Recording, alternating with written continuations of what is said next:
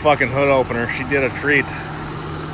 Just peeled her right open. Really surprised I didn't fuck anything else up in the engine bay, but didn't even pop the radiator.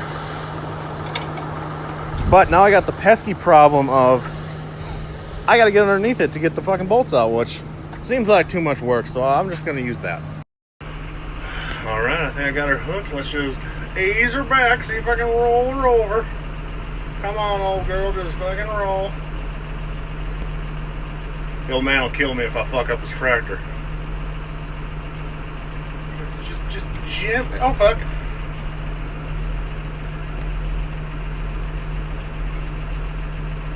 Come on, baby.